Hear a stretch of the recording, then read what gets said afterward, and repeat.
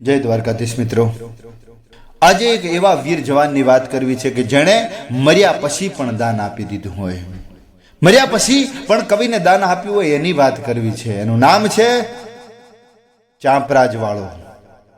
એક દિવસ કૈલાસ પર્વત ઉપર ભગવાન શિવ પોતે મરક મરક દાંત કાઢી રહ્યા છે અને આમ ખુશ થઈ રહ્યા છે. ભગવાન શિવને ખુશ થતા જોઈને માતા પાર્વતી બોલ્યા, કેમ પ્રભુ, આજે આટલા ખુશ કેમ છો? તઈ તો શિવજી ઊભા થઈને તાંડવ કરવા માંડ્યા. હું ભગવાન શિવજી તાંડવ કરતા જોઈને માતા પાર્વતી ફરી એમની પાસે જઈને પૂછ્યા હતા કે પ્રભુ કેમ આટલા ખુશ છો, શું છે? ત્યારે ભગવાન શિવ એકદમ શાંત થઈ અને બોલ્યા, દેવી, આજે કોઈ એવો માણસ જન્મી રહ્યો, એવો વીર પુરુષ જન્મી રહ્યો છે કે જે પોતાનું મસ્તક જાતે મારા ચરણોમાં ધરી અને મારા રુદ્રમાળાનો મણકો બનવા જઈ રહ્યો છે. માતા પાર્વતી પૂછે, પણ કોણ આજે જન્મ્યું છે? તો કે આજે જેતપુરની ધરતીની માલિપા વીર ચાંપરાજ વાળો જન્મ્યો છે.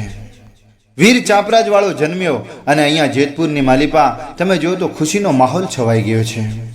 અભલવાળો પોતાના દીકરાનો જન્મ નિમિત્તે પોતે ઘણા બ્રાહ્મણોને બોલાયા છે, વિદ્વાનોને બોલાયા છે, ગામની અંદર બધે જમણવાર કર્યા છે, મીઠાઈઓ વેચી છે.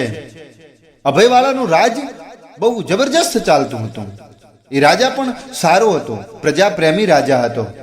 અભલવાળાને ત્યાં પુત્ર જન્મ્યો અને આ ખુશહાલીથી આખું ગામ આજે આખું રાજ્ય કિલોલ મનાવે છે. ધીરે ધીરે ધીરે ધીરે આ ચાંપરાજ વાળો મોટો થાય છે. 6 મહિનાની ઉંમર હશે અને 6 મહિનાનો થયો હશે અને એ ઘોડિયામાં સૂતો હતો. અને અભલવાળો પોતે મહારાણીના રાજપૂતાણીના કમરામાં આવે છે અને એમણે મીઠી મસ્કરી કરી. અભલવાળાએ પોતાની રાણીની મીઠી મસ્કરી કરી એટલે જે આ ચાંપરાજ વાળો ઘોડિયામાં સૂતો છે એણે પોતાના પગેથી ખંશેરી ખંશેરી અને માથે ચાદર ઓઢી અને થોડું અવળું પડખું કર્યું અને રાજપૂતાણી જોઈ ગયા. ઓહો, મારા દીકરાને મારી આ મસ્કરીની લજ્જા આવી.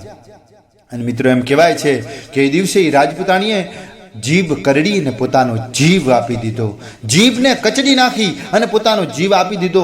શું આ રાજપૂતાણીની લજ્જા હશે, શું આની શરમ હશે, શું મર્યાદા હશે? મિત્રો અભલવાળાને પણ ઘણું દુઃખ લાગ્યું, પણ શું કરે? પછી ધીરે ધીરે સમય તો વીતતો જાય છે મિત્રો અને ચાંપરાજ વાળો મોટો થતો જાય છે. ચાંપરાજ વાળો મોટો થયો, એના ગુણોને જોઈ, એના પ્રભાવને જોઈ અને અભલવાળો પોતાના દીકરાને રાજ હોપી દે છે. પછી તો રાજની અંદર જેમ સોનામાં સુગંધ ભળે એમ ભળવા લાગી. કારણ કે અભલવાળાનું રાજ્ય તો બહુ સારી રીતે ચાલતું હતું, પ્રજાપ્રેમી હતો અને એથી ઉપર આજે ચાંપરાજ વાળો રાજ કરવા બેઠો છે. હા હા હા, પછી તો શું વાત કરવી. પછી તો સીમાડા બધા મજબૂત થઈ ગયા. આજુબાજુના રાજાઓ હતા એ બધાએ સમર્થન કરવા માંડ્યા કે હવે આપણે ચાંપરાજ વાળો જેમ કે એમ જ કરવાનું. અને કહેવાય છે કે મોટું રજવાડું બન્યું જેતપુર. એક દિવસ એમને ત્યાં ચારણ કવિ આવે છે. ચારણ કવિને આવતા જોઈ અને ચાંપરાજ વાળો ખુશ થઈ જાય છે અને ચારણ કવિ પોતે દુહા લલકારવા માંડ્યા. છંદન દુહા છંદની ગડગડાટી પડે છે અને ચાંપરાજ વાળો વાહ કવિરાજ, વાહ કવિરાજ, વાહ કવિરાજ એવા ભલકારા દે છે. એના પરોહના પલા માંડ્યા છૂટવા. અને એમ કહેવાય છે કે દુહા છંદ પોતે બંધ કર્યા, કવિએ દુહા છંદ બંધ કર્યા અને ચાંપરાજ વાળો કહે છે, માંગો કવિરાજ, માંગી લ્યો. કવિરાજે કીધું કે હું અત્યારે તો હિંગળાજ પરખવા જાઉં છું, હિંગળાજની યાત્રાએ જાઉં છું, એટલે મારે તો અત્યારે શું લઈ જાઉં, પણ હું તારી જોડે આટલું મોટું રાજ છે, મારે તારા ખાનેથી કંઈ લેવાનું ન હોય ને કંઈ માંગવાનું પણ ન હોય. પણ ચાંપરાજ વાળો એને એમ કહેશે કે લ્યો કવિરાજ, આ ઘોડો લેતા જાઓ. કવિરાજ કહે છે કે અત્યારે તો હું ચાલતા જઉં છું, વળતા આવીશ એટલે લઈ જઈશ. કવિરાજ આમ કહી અને ત્યાંથી ચાલતા થયા. ધીરે ધીરે સમય વીતે છે. એમ એક દિવસ આ જેતપુરની માલિપા એક સાધુ આવે છે. અલખ નિરંજન કરતો સાધુ આવે છે કે અલખ નિરંજન, અલખ નિરંજન, જય ગુરુદત્ત, જય ગિરનારી. અલખ નિરંજન, અલખ નિરંજન જય ગુરુદત્ત જય ગિરનારી અલખ નિરંજન અલખ નિરંજન અલખ નિરંજન અલખ નિરંજન કરતો કરતા એક સાધુ આવે છે અને જેતપુરની અંદર એક મોચી પૂનો મોચી કરી અને રે જે સાધુ સંતોની ખૂબ સેવા કરે. પણ આજે જે આ સાધુ આવ્યા છે આ તો કંઈક અલૌકિક સાધુ છે. પુનિયા મોચીને ત્યાં એ જાય છે અને પુના મોચી અને ત્યાં જઈને અલખ જગાવે છે. પુનો મોચી એની એવી સેવા કરે છે કે સાધુ પુના મોચી ઉપર ખુશ થઈ જાય છે અને એને કંઈક માગવાનું કહે છે. ત્યારે પુનો મોચી એમ કહે છે કે મને કંઈ આપતા હો તો મને એવું આપો કે જે હું જેમ કહું એમ એ લોકો કરે. સાધુ મહારાજ એને એક દીવી આપે છે કે લે પુનિયા આ દીવી અને આવે તું દીવી પ્રગટાવીશ અને એમાંથી 4 માણસો આવશે અને તું જે કહીશ એ કામ કરી દે. પણ જોજે હો કોઈ દિવસ ખોટા કામથી ન વાપરતો અને લોકોનું કલ્યાણ કરજે. સાધુ મહારાજ પોતે દીવી દઈ અને જતા રહ્યા. પણ જેમ જેમ સમય વીત્યો ને રાત ઢળવાનું થયું એમ પુના મોચીને હવે લાલચ જાગવા લાગી છે. એને એમ થયું કે હવે તો આ દીવી હાંજ પડે ને ક્યારે પ્રગટાવું અને ક્યારે 4 માણસોને મારું કામ કરવડાવું. હાંજનો સમય થયો અને એમ કહેવાય છે કે દીવી પ્રગટાવી અને એમાંથી 4 માણસો નીકળ્યા અને 4ને કીધું કે તમે જાઓ અને દિલ્હીથી રાજકુમારીને લઈને આવો. અને એમ કહેવાય છે કે કોઈ પણ શબ્દ કીધા વગર એ લોકો સીધા ઉપડ્યા દિલ્હી અને દિલ્હીથી બાદશાહની શાહજાદી બાદશાહની લાડકવાઈ કુંવરી અને ઉઠાવી અને એમને એમ પલંગ હોતી લઈને આવ્યા. પુનિયા મોચીને ત્યાં લઈને આવ્યા એટલે પુનિયો મોચી તો એને જોવામાં જ રહી ગયો. થરથડે છે, એના કને જઈ નથી શકતો કારણ કે એને બીક લાગે છે. પણ એમ કહેવાય છે કે આ કુંવરીને થોડું થોડું ભાન આવે એટલે એને ચામડાની એવી ગંધ આવે છે. આવું તો લગભગ 6 મહિના સુધી ચાલ્યો. રોજ લઈને આવે, પાછો પુનિયો મોચી હંતાઈ જાય, એને જોઈ એને પાછો સવારમાં એને પડે એટલે હુકમ કરે એટલે પાછી મૂકી આવે. 6 મહિનામાં આ રાજકુમારીનું શરીર ગળવા માંડ્યું. એને ચિંતા થવા માંડી કે રાત થાય, મને કોઈક લઈ જાય છે, પાછી મને અહીંયા મૂકી જાય છે, મને ચામડાની એવી ગંધ આવે છે, આમાં કરવું શું? એક દિવસ બેગમે એને પૂછ્યું એમની માતાએ કે બેટા તને શું તકલીફ થાય છે, તું હું કામ આમ ગરતી જાય છે? ત્યારે આ કુંવરીએ મને મૂકીને વાત કરી કે માં, રાત્રે મારો પલંગ કોક ઉઠાવી અને લઈ જાય છે, મને ક્યાં લઈ જાય એની કાંઈ ખબર નથી, પણ એમ કહેવાય છે કે મને ચામડાને આવી બધી ગંધ બહુ આવે છે. કાંઈ વાંધો નહીં બેટા, એક કામ કર, તું એને બધું એડ્રેસ બધું પૂછી લે અને પછી આપણે તારા બાપાને વાત કરીશું. અને એમ કહેવાય છે કે 6 મહિના પૂરા થાય છે અને પોતે એ પાછો એ 6ઠા મહિનાની છેલ્લા મહિનાની રાત્રે પોતે એને ફરીથી ત્યાં આગળ એમ કહે છે કે હુકમ કરે છે ને કુંવરીનો પલંગ છેક લઈ અને અહીંયા જેતપુરની મલીપા આવે છે. અને રાજકુમારી આજે કમ્પ્લીટ શીખીને આવી છે કે કઈ રીતે શું પૂછવું.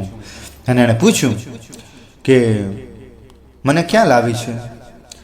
તો કે તને મારા ઘરે આવે, પણ કે તમે તો બહુ જબરજસ્ત રૂપવાન છો, જોજો હો સ્ત્રી ચરિત્ર, તમે તો ખૂબ રૂપવાન છો, આવા માણસ કે ક્યાંથી મળે નહીં, આ કયું રાજ છે? તો કે આ રાજ જેતપુરનું છે, અહીંયાનો ચંપરાજ વાળો રાજ કરે છે, જેતપુરનું રાજ છે એમ? તો કે હા. તો કે તમે? તો કે મારું નામ પુનિયો મોચી. થોડી વાર પોતે વાતો કરી અને પછી એમ કીધું કે હવે હારો કાલે આવીશું, પછી વાતો વધારે કરીશું. આમ કહી અને જે દિલ્હીની શહેજાદી હતી એને પાછો હુકમ કર્યો પેલા માણસોને જઈ અને મૂકીને આવતો રહ્યો. અને એમ કહેવાય છે કે દિલ્હીના બાદશાહને આ વાતની ખબર પડી અને દિલ્હીના બાદશાહનું આ જે દળકટક લઈ અને આવ્યો ભાઈ જેતપુર ઉપર ચડાઈ કરવા માટે. ત્યાંથી દળકટક નીકળી ગયું છે અને અહીંયા જેતપુરમાં સોનાનો સૂરજ ઉગ્યો છે. સવારમાં 4 વાગે આ ચાંપરાજવાળો નાવા માટે જાય છે અને એમ કહેવાય છે કે એને દૂર કંઈક અવાજ આવી રહ્યો એમ લાગે છે. થોડોક એ જાય છે આગળ એટલે એને 2 સ્ત્રીઓનો અવાજ આવતો જણાઈ રહ્યો છે. પોતે જેમ આગળ જાય છે તેમ અવાજ પણ દૂર જાય છે. છેક એની નજીક પહોંચવાનું કરે છે ત્યારે 2 સ્ત્રીઓ દેખાય છે. બે સ્ત્રીઓ દેખાય છે, એક હસતી હોય છે, એક રડતી હોય છે. અને ચાંપરાજવાળા જઈને પૂછ્યું, કોણ છો અને મારા રાજ્યની અંદર તમને શું દુઃખ પડ્યા છે કે તમે આજે એક રોવે છે અને તમે હસો છો? શું તકલીફ છે તમારે? તો કે રવા દે ચાંપરાજ, કાંઈ કીધા જેવું નથી. અમે તો તને કહી દઈશું તો તું નહકનો તું બી જઈશ. તો કે હું છત્રીનો દીકરો છું, બીવાનું હોય નહીં. ઘોડિયામાં જ્યારે અમે સૂતા હોઈએ ત્યારથી જ અમારી માના હાલડા એવા હોય કે દુશ્મનોને ત્યાં મોતને તાંડવ કરવાના છે, અમને બીક ન હોય.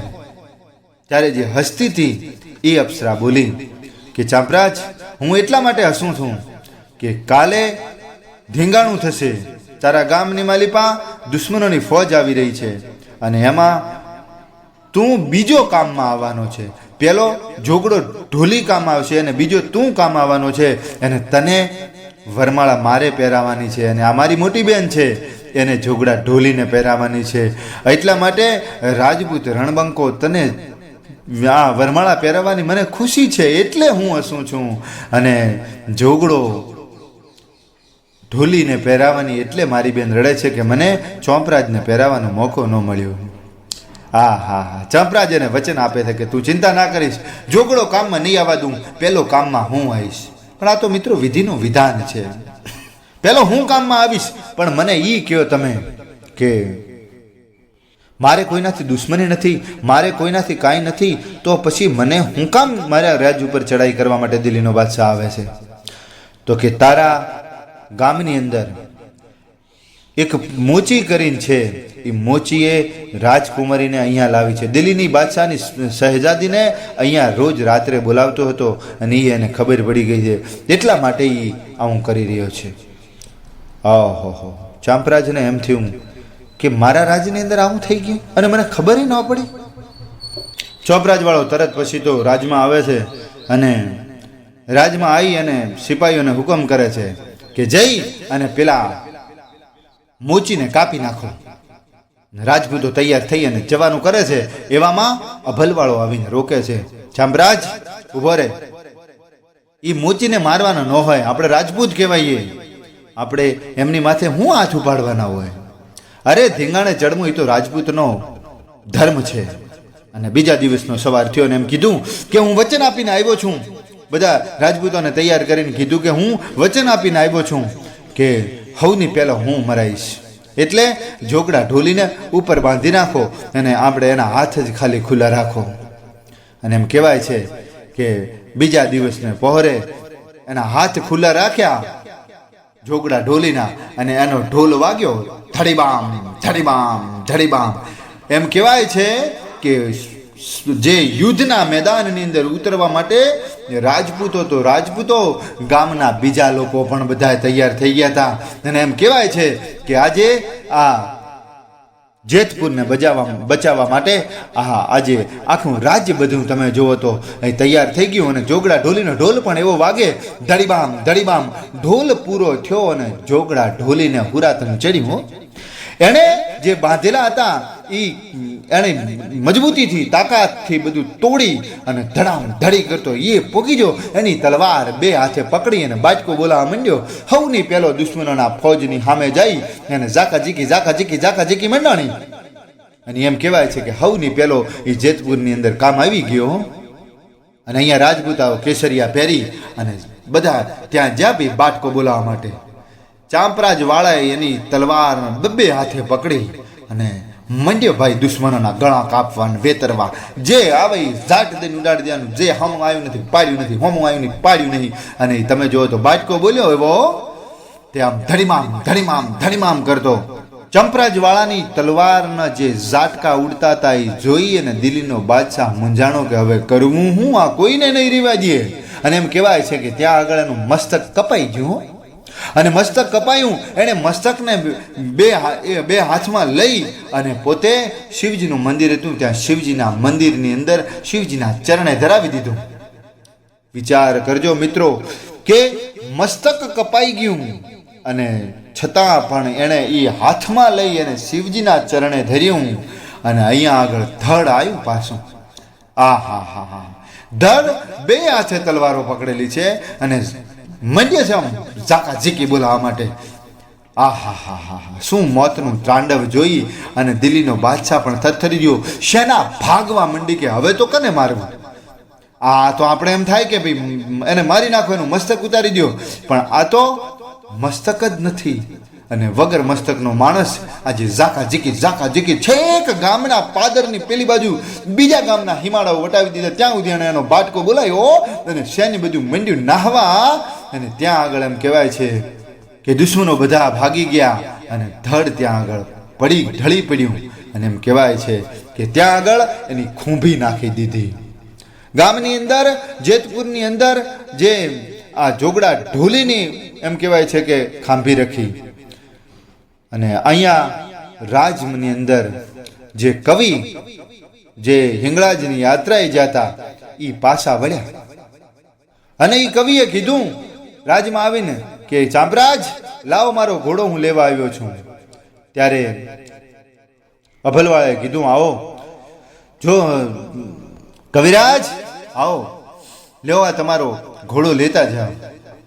ત્યારે કવિરાજ બોલ્યા હું એમ નથી લેવાનો ઘોડો, હું ઘોડો તો ચાંપરાજના હાથે જ લઈશ. અરે કે ચાંપરાજ વાળો તો કાલ કામ આવી ગયો યુદ્ધમાં. ના ના, એણે મને વચન આપ્યું હતું, એવું બને નહીં. જો ચાંપરાજ વાળો મને ઘોડો આપે તો જ હું ઘોડો લઈશ. અને એમ કહેવાય છે કે અભલવાળાએ કીધું કે એ તો શમશાનમાં માટી થઈ ગયો છે, એનું શરીર પણ અમે બાળી નાખ્યું છે.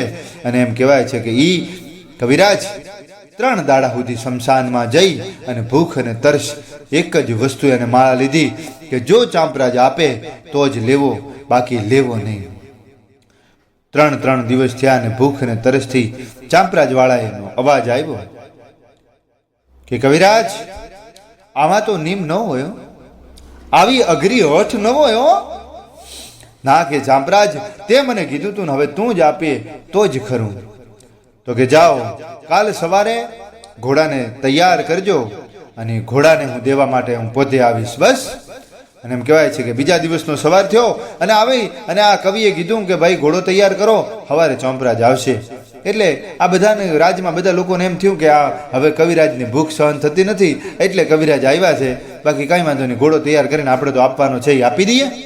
અને એમ કહેવાય છે કે પોતે ઘોડો તૈયાર કર્યો અને સવાર પડ્યું ને ચાંપરાજ વાળો આવ્યો. આખું રાજ જોતું રહી ગયું. હું વાત કરું, બધાની આંખો ફાટી ગઈ કે આ ચાંપરાજ વાળો આવ્યો કાંથી. અને એમ કહેવાય છે કે ચાંપરાજ વાળાએ કીધું કે લ્યો કવિરાજ આ ઘોડો લેતા જાઓ. અને કવિ એમ કહેવાય છે કે ઘોડામાંથી બેસી અને જવાનું કર્યું. અને અહીંયા પોતે ચાંપરાજ વાળો અદ્રશ્ય થઈ ગયો.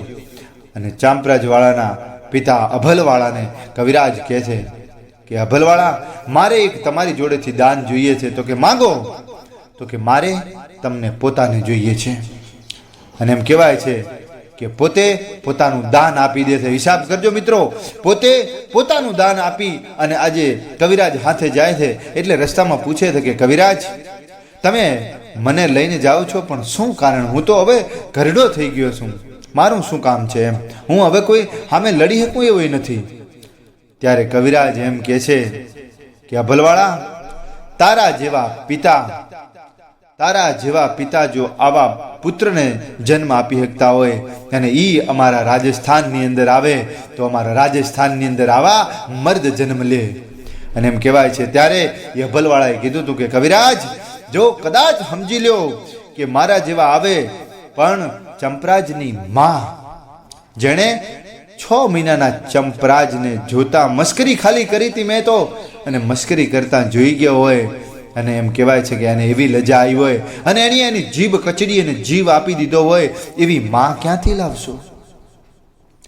અને વિચાર પણ મિત્રો સાચી વાત છે કે ખરેખર જ્યાં માં અને બાપ જ્યાં 2 જણ જો આવા હોય ત્યાં જ આવા પુત્રો પેદા કરી શકે. રામ પણ જન્મ્યા, આજે રામને પણ જન્મવું છે પણ એ દશરથ અને એ કૌશલ્યા હોય તો જન્મે ને. આ સાથે મિત્રો અહીંયા વાર્તાને સંપૂર્ણ કરીએ છીએ.